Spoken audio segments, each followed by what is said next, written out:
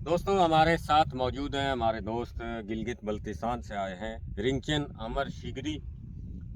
तो ये आगे गए थे और बीच में इनको कॉल की तो हमने कहा कि मेहमान आए हुए तो सहरा दिखाएं। तो रात इनके साथ हमने चोलिस्तानी शाम अमर शिगरी के नाम की। तो उसमें काफ़ी फ़नकार थे। आज जो हम इन्हें दिखाने आए हैं कि आपके उधर उधर जो है सुंदर सुरीले झरने बहते पहाड़ हैं और हमारे इधर पानी की बहुत कमी है। तो ये चोलिस्तान आपको कैसा लगा और आपका गिलगित कैसा है? बस बहुत शुक्रिया। सबसे पहले ये जो सहरा है वो पूरे पाकिस्तान में एक हैसियत रहते हैं और वहाँ पे भी है ऐसा सहरा, मगर इस तरह की जो बहुत खौफनाक वाला सहरा नहीं है। तो बाकी रात के महफिल के बारे में बहुत खूबसूरत था, एक रंग था, पाकिस्तान का एक रंग है चुलिस्तान, और ख़ास तौर पर ये जो रूही वाला एरिया है। तो बहुत शुक्रिया आपका।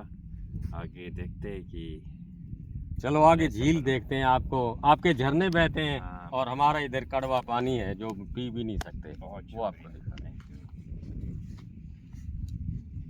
ये कड़वा पानी,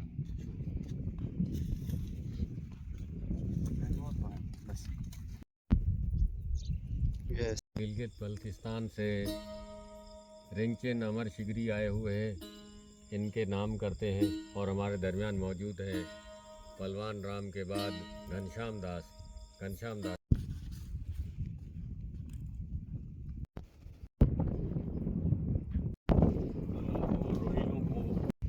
दोस्तों अभी हम नलवा वादी में आ चुके हैं। नलवा वादी ये जो है आप देखें ये सारा एक दरियाई पट्टी है। दरिया हाकड़ा से जो एक छोटी सी नदी निकलती थी तो वो ये वादी नलवा है।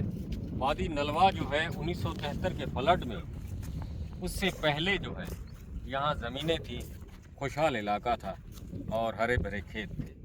जब 1973 का मुँहज़ोर पानी इधर पहुँचा, इस वादी की जो हरियाली थी उसको बलियापेट कर गया और 1973 के बाद यहाँ खेत नहीं हुए, पानी ही पानी है। अब ये कड़वा पानी हो चुका है और उसके बाद जो है इसमें मछली पैदा हो गई। मछली ठेकेदारों ने वो गवर्नमेंट से उसका ठेका लिया और दो ग्रुप थे, उनमें झगड़ा हो गया।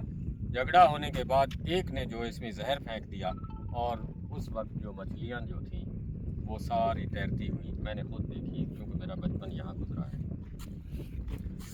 उसके बाद थोड़ा सा पानी सूखा तो ये कलर जो सेम है, थोर है वो कहते हैं, तो इसमें नमक पैदा हुआ। नमक भी ठेके पे चढ़ा लेकिन जो वो ठेकेदारी में वो ख़त्म हो गया। लेकिन बात करने का मकसद ये है कि 1973 के बाद तक ये वादी जो आबाद नहीं हो सकी और आज भी ये कड़वा पानी है। अगर इस कड़वे पानी को किसी एक लिंक जैसे सेम नाला निकालते हैं दूसरे सेम नाले में फेंक दिया जाए तो ये ज़मीनें दोबारा आबाद हो सकती है। इस इलाके के लोग जो हैं जैसे सजे वाली दड़ी है वो उधर भी सेम है और दीगर चकूक भी सेम हो गए हैं और इस सेम को जब तक ख़त्म नहीं किया जाएगा ये खिसकती खिसकती जो है ज़मीनों को जो है खाती जा रही है। खुदारा कुछ रहमो करम करें और इस सेम को ख़त्म करें और इसका लिंक जो है एक बड़ी नदी के ज़रिए जो है वो अगर समंदर में फेंका जाए तो इस इलाके की ज़मीनें बच सकती हैं, वरना ये सेम होती जाएगी। दोस्तों रिंचन अमर शिगरी के साथ हम सहरा में घूमते हुए वो जो है झील है इससे होकर उसके सामने जो है ये दरबार है बाबा बुखारी शाह का। ये चारों तरफ जो सहरा है और सहरा के बीच में ये दरबार है और इधर सुंदर समा है और हम अक्सर इधर आते हैं शाम को, रात को, और महफिल मौसीकी होती है तो बहुत ही सुकून है, दिल को एक कल्बी सुकून मिलता है।